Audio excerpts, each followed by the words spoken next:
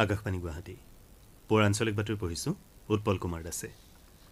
এতিয়া প্ৰধান বাতৰিসমূহ হ'ল ব্ৰহ্মপুত্ৰ আৰু বৰাকৰ জল পৰিবহণ ব্যৱসায় বাণিজ্য আদিৰ উন্নীতকৰণৰ বাবে কেন্দ্ৰীয় চৰকাৰৰ ৩,০০০ কোটি টকাৰ প্ৰকল্প গ্ৰহণ, এনডিএ চৰকাৰে লোৱা পদক্ষেপৰ বাবে দেশত দুৰ্নীতি হ্ৰাস পাইছে বুলি কেন্দ্ৰীয় মন্ত্ৰী প্ৰকাশ জাভড়েকাৰৰ ড ৰাজেন্দ্ৰ প্ৰসাদ স্মাৰক বক্তৃতাত মন্তব্য, ৰাজ্যখনৰ সংযোগী শিক্ষাকৰ্মীসকলৰ বাবে অতি সোনকালে বিশেষ টেট, ৰাজ্যৰ দিব্যাংগ ছাত্ৰ ছাত্ৰীসকলৰ উচ্চ শিক্ষাৰ বাবে বকোত এখন বিশ্ববিদ্যালয় স্থাপন কৰা হ'ব বুলি মন্ত্ৰী প্ৰমীলা ৰাণী ব্ৰহ্মৰ ঘোষণা আৰু কেনবেৰাত আজি ভাৰত আৰু অষ্ট্ৰেলিয়াৰ মাজৰ ৩খনীয়া টি-২০ ক্ৰিকেট শৃংখলাৰ প্ৰথমখন খেল।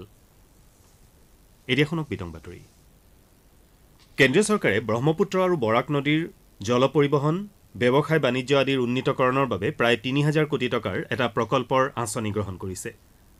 মুখ্যমন্ত্ৰী সৰ্বানন্দ সোণোৱালৰ সৈতে কালি হোৱা আলোচনাৰ সময়ত কেন্দ্ৰীয় চৰকাৰৰ বন্দৰ, জাহাজ আৰু জলপথ দপ্তৰৰ স্বতন্ত্ৰ ৰাজ্যমন্ত্ৰী মনসুখ এল মাণ্ডাভিয়াই এই প্ৰকল্পৰ বিস্তৃত বিৱৰণ দাঙি ধৰে। মুখ্যমন্ত্ৰীয়ে তেওঁৰ চৰকাৰী বাসগৃহৰ পৰা ভাৰ্চুৱেল ব্যৱস্থাৰে এই বৈঠকত অংশগ্ৰহণ কৰে। উল্লেখযোগ্য যে নৈ দুখনৰ সামৰ্থ্য তথা বৰ্তমানে থকা সা সুবিধাসমূহ উন্নত কৰি ব্যৱসায় বাণিজ্যৰ উত্তৰণৰ সম্ভাৱনাসমূহ বৃদ্ধি কৰিবলৈ বিচৰা হৈছে। কালিৰ এই বৈঠকৰ সময়ত মুখ্যমন্ত্ৰী সোণোৱালে বৰাক আৰু ব্ৰহ্মপুত্ৰৰ সম্ভাৱনাসমূহৰ সৰ্বোচ্চ ব্যৱহাৰেৰে বৰ্তমানে থকা পৰিবহণ ব্যৱস্থা শক্তিশালী কৰি তোলাৰ ওপৰত গুৰুত্ব আৰোপ কৰে। আনহাতে কেন্দ্ৰীয় চৰকাৰে অসম তথা উত্তৰ পূৰ্বাঞ্চলৰ ক্ষীপ্ৰ উন্নয়নৰ দিশত দায়বদ্ধতাৰে পদক্ষেপ গ্ৰহণ কৰা বুলি উল্লেখ কৰি কেন্দ্ৰীয় মন্ত্ৰীগৰাকীয়ে কয় যে কেইবা কোটি টকাৰ এই প্ৰকল্পই স্থলপথ, যাত্ৰীবাহী cargo terminal, multi modal logistic park hub আদি সকলো ক্ষেত্ৰক সামৰি ল'ব। কালিৰ এই ভাৰ্চুৱেল আলোচনাৰ সময়ত ৰাজ্যখনৰ উদ্যোগ আৰু বাণিজ্য, পৰিবহণ আদি বিভাগৰ মন্ত্ৰী চন্দ্ৰমোহন পাটোৱাৰী, মুখ্যমন্ত্ৰীৰ অতিৰিক্ত মুখ্য সচিব পৱন কুমাৰ বৰঠাকুৰ আৰু পৰিবহণ বিভাগৰ আয়ুক্ত সচিব ড কে দ্বিবেদীকে ধৰি কেন্দ্ৰীয় আৰু ৰাজ্য চৰকাৰৰ কেইবাগৰাকীও শীৰ্ষ বিষয়া উপস্থিত থাকে।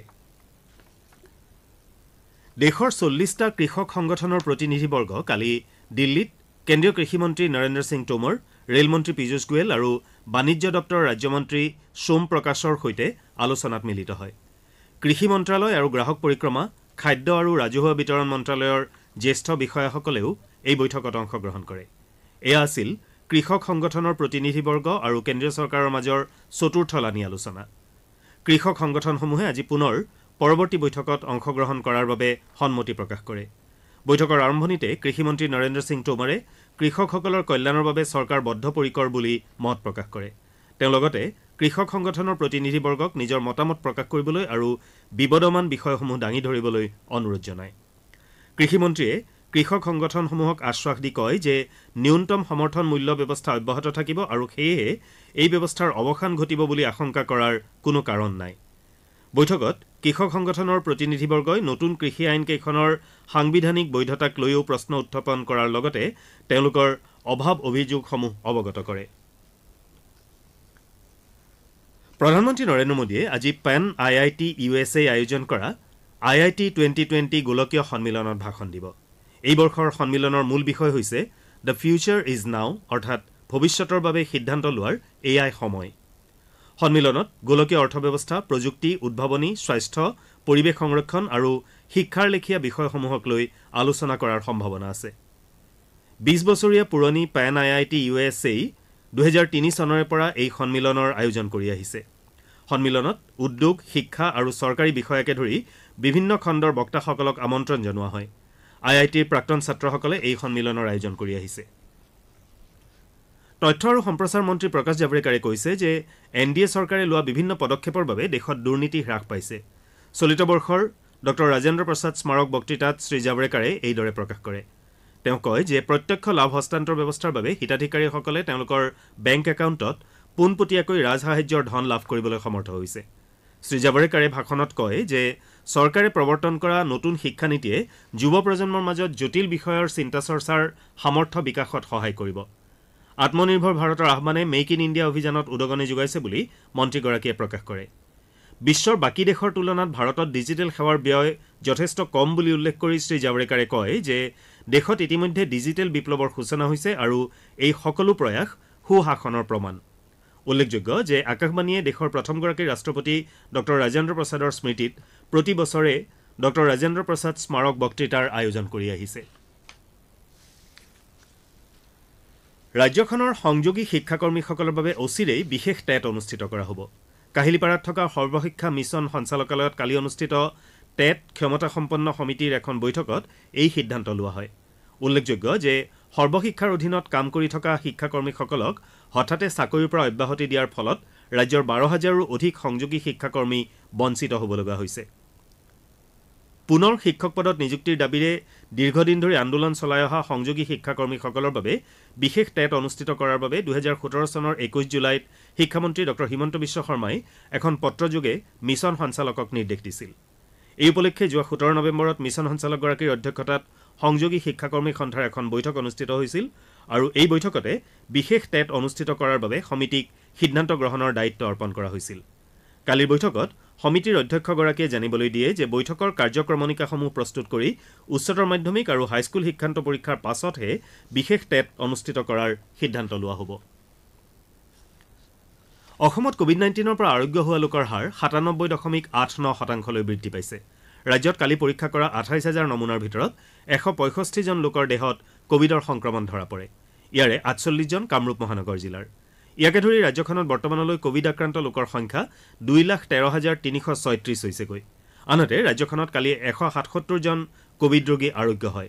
ইয়াকে লৈ ৰাজ্যখনত বৰ্তমানলৈ সুস্থ হৈ উঠা লোকৰ সংখ্যাই ২,০৮,৮০০ অতিক্ৰম কৰিছে। ৰাজ্যখনত সম্প্ৰতি মুঠ আক্ৰান্তৰ ১.৬৪%, অৰ্থাৎ ৩,৫০৫জন লোক চিকিৎসাধীন হৈ আছে। ৰাজ্যত কালি কোভিড-19ত তিনিচুকীয়া আৰু ডিব্ৰুগড় জিলাৰ এজনকৈ লোকৰ মৃত্যু হোৱাত এই ৰোগত ইতিমধ্যে প্ৰাণহানি হোৱা লোকৰ সংখ্যা ৯৮৫লৈ বৃদ্ধি পাইছে। BTCৰ প্ৰথম পৰ্যায়ৰ পৰিষদীয় নিৰ্বাচনৰ বাবে প্ৰচাৰ অভিযানৰ কাইলৈ সামৰণি পৰিব। এই পৰ্যায়ৰ নিৰ্বাচনলৈ মাজত মাত্ৰ ২টা দিন বাকী থকা অৱস্থাত ইয়াৰ অধীনৰ জিলা দুখনত নিৰ্বাচন নিকা আৰু শান্তিপূৰ্ণভাৱে সম্পন্ন কৰাৰ বাবে প্ৰয়োজনীয় সকলো প্ৰস্তুতি গ্ৰহণ কৰা হৈছে। প্ৰথম পৰ্যায়ত বাক্সা জিলাৰ ১১টা আৰু ওদালগুৰি জিলাৰ 10টা সমষ্টিৰ বাবে ভোটগ্ৰহণ কৰা হ'ব। BTCৰ পৰিষদীয় নিৰ্বাচনত ৪০খন আসনৰ বাবে ২৪১গৰাকী প্ৰাৰ্থীয়ে প্ৰতিদ্বন্দ্বিতা কৰিব। আনহাতে ১০ ডিচেম্বৰত দ্বিতীয় পৰ্যায়ত চিৰাং আৰু কোকৰাঝাৰ জিলাৰ ১৯টা সমষ্টিৰ বাবে ভোটগ্ৰহণ কৰা হ'ব। ভোটগ্ৰহণ শান্তিপূৰ্ণভাৱে সম্পন্ন কৰাৰ বাবে ৩০টা অতিৰিক্ত কোম্পানী নিয়োগ কৰা হ'ব। ভোটগ্ৰহণ কেন্দ্ৰসমূহৰ অধিকাংশই স্পৰ্শকাতৰ হোৱা হেতু প্ৰয়োজন হ'লে অধিক কোম্পানী নিয়োগ কৰা হ'ব বুলি ইতিমধ্যে আৰক্ষী সঞ্চালক প্ৰধানে প্ৰকাশ কৰিছে। পুৱা ৭:৩০ বজাৰ পৰা বিয়লি ৪:৩০ বজালৈ ভোটগ্ৰহণ কৰা হ'ব। কোভিড-19ৰ প্ৰাদুৰ্ভাৱৰ প্ৰতি লক্ষ্য ৰাখি প্ৰতিটো ভোটগ্ৰহণ কেন্দ্ৰ নিৰ্দিষ্ট সময়ৰ মূৰে মূৰে বীজাণুমুক্ত কৰাৰ লগতে থাৰ্মেল স্কেনাৰৰ ব্যৱস্থা কৰা হ'ব। যদি কোনো ভোটদাতাৰ শৰীৰৰ উষ্ণতা বৃদ্ধি পোৱাটো ধৰা পৰে, অৰ্থাৎ জ্বৰ অথবা তেনে সমস্যাত ভুগি থকা বুলি জানিব পাৰিলে তেনে লোকক ভোটগ্ৰহণৰ শেষৰ ঘণ্টাতহে ভোটদান কৰিবলৈ দিয়া হ'ব। এনে লোকে ভোটগ্ৰহণ কেন্দ্ৰৰ সমীপতে প্ৰশাসনে ঠিক কৰি দিয়া নিৰ্দিষ্ট স্থানত অপেক্ষা কৰিব পাৰিব। ইফালে কালিও বিভিন্ন ৰাজনৈতিক দলৰ নেতাই নিৰ্বাচনৰ বাবে ভিন ভিন ঠাইত প্ৰচাৰ অভিযান চলায়। ওদালগুৰি জিলাৰ কলাইগাঁও আৰু বাক্সাৰ গোৰেশ্বৰত কালি মুখ্যমন্ত্ৰী সৰ্বানন্দ সোণোৱালে প্ৰচাৰ চলায়। মন্ত্ৰী ড হিমন্ত বিশ্ব শৰ্মাই ওদালগুৰি, ৰৌতা আৰু ওৰাঙত প্ৰচাৰ অভিযানত অংশ লয়। সাংসদ নৱ শৰণীয়াই শ্ৰীৰামপুৰত প্ৰচাৰ চলোৱাৰ বিপৰীতে কংগ্ৰেছৰ ৰাজ্যিক সভাপতি ৰিপুণ বৰা আৰু AIUDFৰ সভাপতি বদৰুদ্দিন আজমলেও কেইবাঠাইতো প্ৰচাৰ চলায়।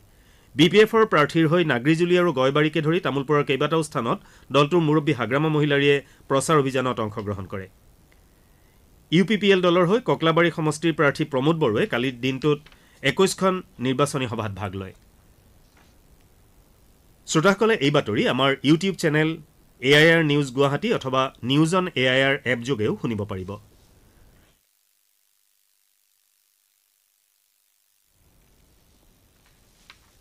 আপোনালোকে আঞ্চলিক বাতৰি শুনিছে আকাশবাণী গুৱাহাটী কেন্দ্ৰৰ পৰা। ৰাজ্যৰ দিব্যাংগ ছাত্ৰ ছাত্ৰীসকলৰ উচ্চ শিক্ষাৰ বাবে অসম চৰকাৰে বকোত এখন বিশ্ববিদ্যালয় স্থাপন কৰিব। আন্তৰ্জাতিক দিব্যাংগ দিৱস উপলক্ষে কালি শংকৰদেৱ কলাক্ষেত্ৰত আয়োজিত এটা অনুষ্ঠানত সমাজ কল্যাণ মন্ত্ৰী প্ৰমীলা ৰাণী ব্ৰহ্মই এই কথা প্ৰকাশ কৰে। তেওঁ কয় যে ৰাজ্য চৰকাৰে ইতিমধ্যে ৩১১জন দিব্যাংগ লোকক তৃতীয় বৰ্গৰ পদত নিযুক্তি দিয়াৰ লগতে অতি সোনকালে চৰকাৰী বিভিন্ন বিভাগত ৫১১গৰাকী লোকক চতুৰ্থ বৰ্গৰ পদত নিযুক্তি দিয়া হ'ব। দিৱসৰ লগত সংগতি ৰাখি বিশেষভাৱে সক্ষম শিশুসকলক উপযুক্ত শিক্ষা প্ৰদানৰ উদ্দেশ্যে সন্ধান নামৰ এটা এপ মুকলি কৰা হয়। এই অনুষ্ঠানতে ৰাজ্যৰ ৩৩খন জিলাৰ ৩৩গৰাকী বিশেষ প্ৰয়োজন সম্পন্ন শিশু আৰু শিক্ষক শিক্ষয়িত্ৰীক প্ৰেৰণা পুৰস্কাৰ প্ৰদান কৰা হয়। দেশ বিদেশৰ বিভিন্ন স্থানৰ পৰ্যটকক আকৰ্ষিত কৰি অহা নাগালেণ্ডৰ হৰ্ণবিল মহোৎসৱ এইবেলি প্ৰথমবাৰৰ বাবে ভাৰ্চুৱেল ব্যৱস্থাৰ মাজেৰে উদযাপন কৰা হৈছে। যোৱা 1 ডিচেম্বৰত আৰম্ভ হোৱা এই মহোৎসৱ ৰাজ্যখনৰ 16টা জনগোষ্ঠীৰ সাংস্কৃতিক দলে অংশগ্ৰহণ কৰিছে। আন বছৰৰ লেখীয়াকৈ কহিমাৰ কাষৰীয়া কিছামাৰ নগা ঐতিহ্য গাঁৱতে এই মহোৎসৱ উদযাপন কৰা হৈছে যদিও ইয়াক অনলাইন মাধ্যমৰ জৰিয়তে উপভোগ কৰাৰ ব্যৱস্থা কৰা হৈছে। সেনাবাহিনীয়ে 37 নম্বৰ ৰাষ্ট্ৰীয় ঘাইপথত খৰতকীয়াকৈ এখন অস্থায়ী দলং সাজি পশ্চিম অসম আৰু মণিপুৰৰ মাজৰ ব্যাহত হৈ পৰা যাতায়াত ব্যৱস্থা পুনৰ সুচল কৰি তুলিছে। মণিপুৰৰ জীৱনৰেখা হিচাপে বিবেচিত এই ৰাষ্ট্ৰীয় ঘাইপথটোক সেনাবাহিনীয়ে মাত্ৰ 18 দিনত সাজি উলিওৱা এই দলংখন ৰাজ্যখনৰ মুখ্যমন্ত্ৰী এন বীৰেন সিঙে যোৱা সোমবাৰে যান বাহনৰ চলাচলৰ বাবে আনুষ্ঠানিকভাৱে মুকলি কৰি দিয়ে। উদ্বোধনী অনুষ্ঠানত মুখ্যমন্ত্ৰীগৰাকীয়ে সেনাবাহিনীৰ কৰ্মকুশলতাৰ লগতে এই ক্ষেত্ৰত ৰাষ্ট্ৰীয় ঘাইপথ আৰু আন্তঃগাঁথনি উন্নয়ন নিগমে আগবঢ়োৱা সহযোগিতাৰ শলাগ লয়। উল্লেখযোগ্য যে চুবুৰীয়া ৰাজ্যখনৰ টামেংলং জিলাৰ থৌবাম গাঁৱত থকা ইৰাং নৈৰ দলংখন ভাগি যোৱা 1 নৱেম্বৰত বালি কঢ়িওৱা এখন ট্ৰাক খৰস্ৰোতা নৈখনৰ বুকুত পৰাৰ ফলত গাড়ীখনৰ চালকজনৰ মৃত্যু ঘটিছিল আৰু সেই দুৰ্ঘটনাৰ সময়ৰে পৰা ঘাইপথটোৰে যাতায়াত বন্ধ হৈ আছিল। উত্তৰ প্ৰদেশৰ ৰামপুৰৰ নুমাইছ গ্ৰাউণ্ডত অহা 18 ডিচেম্বৰৰ পৰা 27 ডিচেম্বৰলৈ আৰু লক্ষ্ণৌৰ শিল্পগ্ৰামত 27 পৰা 31 জানুৱাৰীলৈ হুনৰ হাট অনুষ্ঠিত হ'ব। সংখ্যালঘু পৰিক্ৰমা মন্ত্ৰী মুখতাৰ আব্বাছ নকভিয়ে এই বিষয়ে ঘোষণা কৰিছে। উল্লেখযোগ্য যে অসম আৰু মণিপুৰকে ধৰি দেশৰ 27খন ৰাজ্য আৰু কেন্দ্ৰীয় শাসিত অঞ্চলৰ শিল্পী আৰু হস্তশিল্পৰ সৈতে জড়িত লোকে এইবাৰৰ হুনৰ হাটত অংশগ্ৰহণ কৰি হস্তনিৰ্মিত তথা স্থানীয়ভাৱে উৎপাদিত বিভিন্ন সামগ্ৰী পৰিৱেশন কৰিব।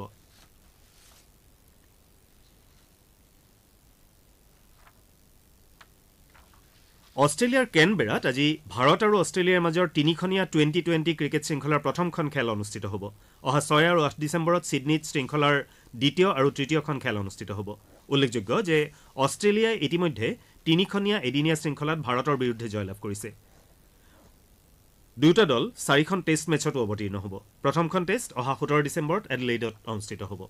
এতিয়া আজি গুৱাহাটীৰ পৰা প্ৰকাশিত দৈনিক বাতৰি কাকতসমূহৰ প্ৰথম পৃষ্ঠাৰ বাতৰিৰ চমুবলকন আগবঢ়াইছে জুলি শৰ্মা বৰুৱাই।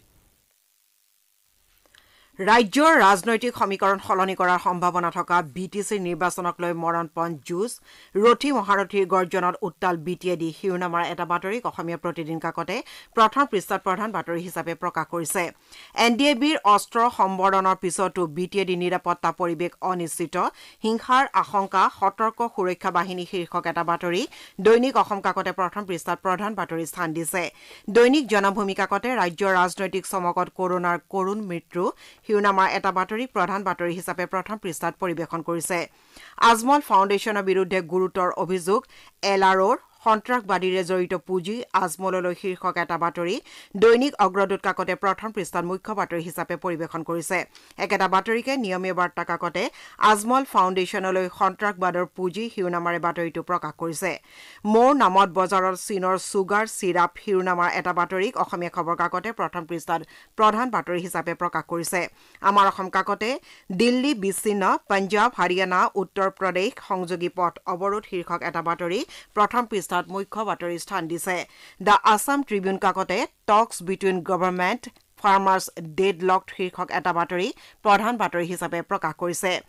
এয়া আছিল আজি গুৱাহাটীৰ পৰা প্ৰকাশিত বাতৰি কাকতসমূহৰ প্ৰথম পৃষ্ঠাৰ বাতৰি চমু অৱলোকন। ধন্যবাদ জুলি শৰ্মা বৰুৱা। বাতৰি শেষ কৰাৰ আগতে প্ৰধান বাতৰি কেইটামান আকৌ এবাৰ। ব্ৰহ্মপুত্ৰ আৰু বৰাকৰ জল পৰিবহণ, ব্যৱসায় বাণিজ্য আদিৰ উন্নীতকৰণৰ বাবে কেন্দ্ৰীয় চৰকাৰৰ ৩,০০০ কোটি টকাৰ প্ৰকল্প গ্ৰহণ। এনডিএ চৰকাৰে লোৱা পদক্ষেপৰ বাবে দেশত দুৰ্নীতি হ্ৰাস পাইছে বুলি কেন্দ্ৰীয় মন্ত্ৰী প্ৰকাশ জাভড়েকাৰৰ ডঃ ৰাজেন্দ্ৰ প্ৰসাদ স্মাৰক বক্তৃতাত মন্তব্য। ৰাজ্যৰ সংযোগী শিক্ষাকৰ্মীসকলৰ বাবে অতি সোনকালেই বিশেষ টেট পৰীক্ষা আৰু কেনবেৰাত আজি ভাৰত আৰু অষ্ট্ৰেলিয়াৰ মাজৰ 3খনীয়া টি-20 ক্ৰিকেট শৃংখলাৰ প্ৰথমখন খেল।